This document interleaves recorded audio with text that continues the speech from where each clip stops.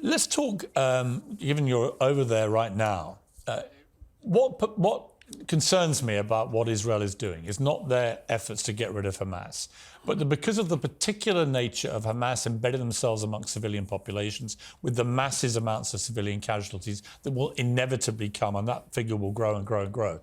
Are we not, as Barack Obama warned, are we not creating here just an opportunity for far greater radicalization of all those young Palestinians who watched their loved ones get killed? Why would we imagine that at the end of all this, they're going to want to do anything other than to become a new version of Hamas in wanting to exact revenge for what happened to their families? Well, two things. One is, if you just follow the logic of what Barack Obama said, then you just shouldn't do anything. If you're Israel, you should be attacked and just sit back and say, great, we'll wait for the next one. But the second and more important thing is, your question supposes that there is a sort of peaceful Palestinian population in the Gaza who would love a two-state solution, and then a few bad apples in Hamas.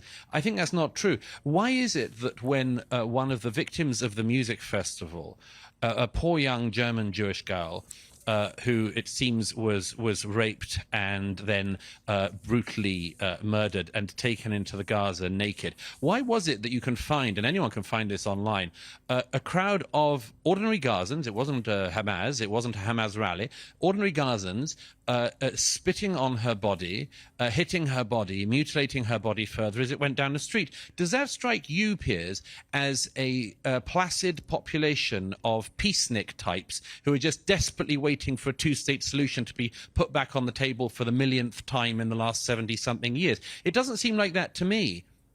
No, but there are over 2 million people in Gaza, and there weren't 2 million people in that video clip. There were a few hundred. So I don't like to make... Yeah, well, a few hundred at random. A few hundred at random. And did you see anyone in it saying, hey, guys, stop. We're not meant to mutilate the bodies of girls or rape them in public? No, I didn't see that. But then what you're really articulating, correct me if I'm wrong here, but isn't what you're articulating really an endorsement of collective punishment, where you assume they're all guilty? No. And if they don't stand up to Hamas, they're also guilty. And that's where people have a problem, I think, with the moral line here, which is if you hold all the Gazans equally responsible, then is that not collective punishment, which is illegal? Well, first of all, there is some responsibility for the peoples in the Gaza.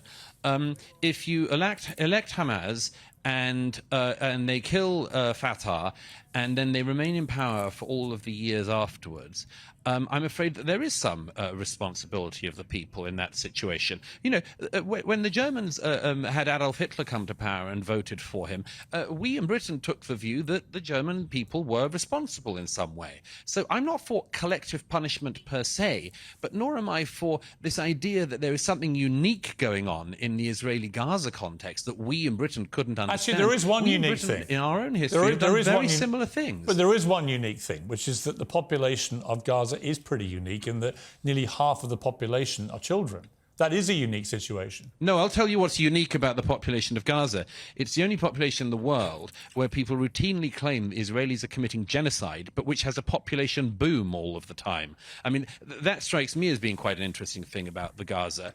But as for the moral criticality, I want to make a very, very important point, if I can say so, on this, which is, you know, people quite often abuse history, and they say things all the time. I mean, about the only thing anyone from history knows is about the Nazis. Here's something I can tell you with absolute certainty, Piers, having not just seen some of the results of what Hamas did on the ground here in Israel a few weeks ago, but having watched the videos of the unedited footage, which I was one of the journalists was sadly allowed to see the other day. I can tell you one thing: the comparison between Hamas and the Nazis is insufficient. And sorry, there's an incoming. Incoming. Get safe, Douglas. Come.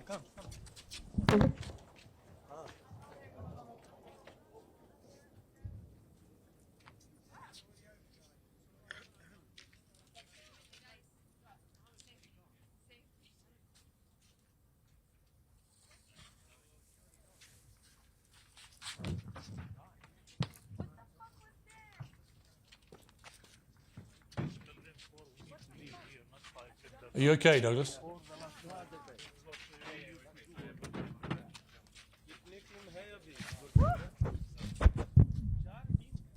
came from the other direction. So, okay. Anyhow, we're okay. Are you okay? Let's just. Yeah. It's fine. Sorry, it was a rocket coming. It looked like it was just going to land on us here. Which way was that rocket coming from? Okay. Was it coming from Gaza or from Israel? Yes, it seemed to be coming from Gaza. So, yeah, it's fine.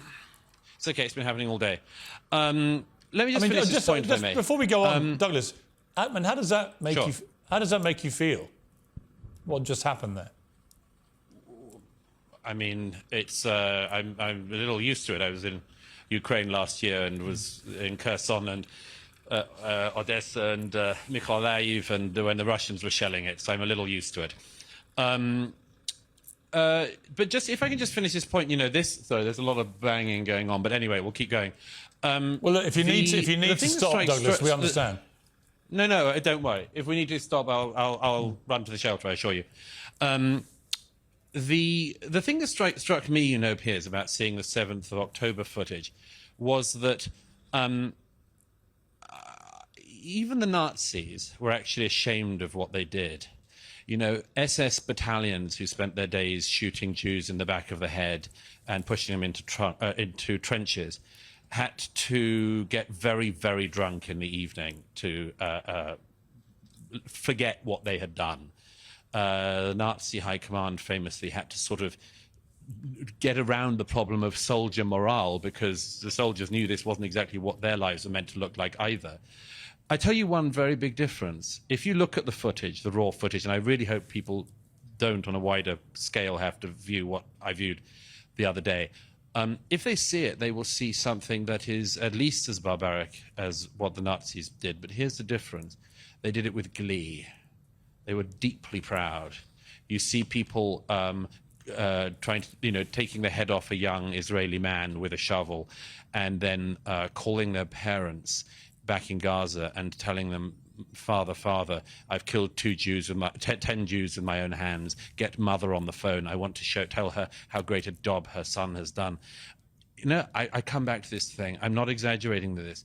It's very, very interesting, and people need to realize you had this situation with the Nazis, where they also were a genocidal anti-Semitic organization, but they tried to cover their crimes up.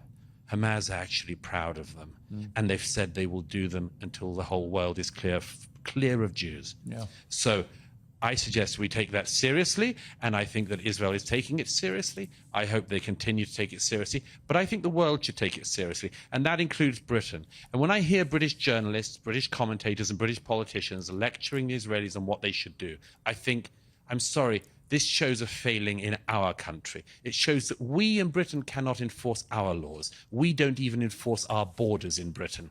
It's us that is the weak link in the international security chain on this, not Israel. Douglas, how does this war end? Netanyahu said yesterday that he sees at the end of this Gaza falling under Israel occupation for an indefinite period. Now, there are many people in Israel who absolutely want Netanyahu out and hold him accountable for what happened on October the 7th in terms of the failing of defence and security. He's deeply unpopular now amongst his own people. But this whole idea that you somehow reconcile this 75-year conflict, which has blown up into warfare time and time again, by Israel ending up as a completely occupying force, that seems to me utterly untenable. Yeah. Well, I think that, look, it's too early to tell. I would just say this, and I've said this before, but Israel is one of the only countries in the world that's never allowed to win a conflict. It has been left with this question of the Palestinians in the West Bank, the question of the Palestinians in Gaza. It's been left with this for years. And by the way, I say left with it because, remember, the Jordanians could solve the problem in the West Bank immediately by taking the Palestinians therein or taking some kind of control. They don't want to. The Egyptians, I have friends who were born in Gaza when it was owned by the Egyptians, run by the Egyptians.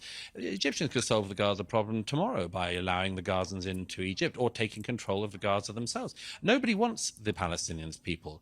And there's this endless endless mistake that is being made, and it has been made all my lifetime, certainly, which is that there's this unsolved problem, but it is the job of the Israelis to solve it. What is happening behind me is a demonstration of the fact that it is an insoluble problem that the Israelis keep being told to solve. Gaza, ever since the Israelis left it in 2005, could have become Singapore. It could have become a thriving place. But Hamas didn't want that. They wanted to turn it into a place, instead of building upwards, they built downwards. Instead of building great buildings, they built great tunnels. This is a tragedy for the Palestinian peoples, but it's one that has been brought on them by groups like Hamas, who do not want a settlement in this war.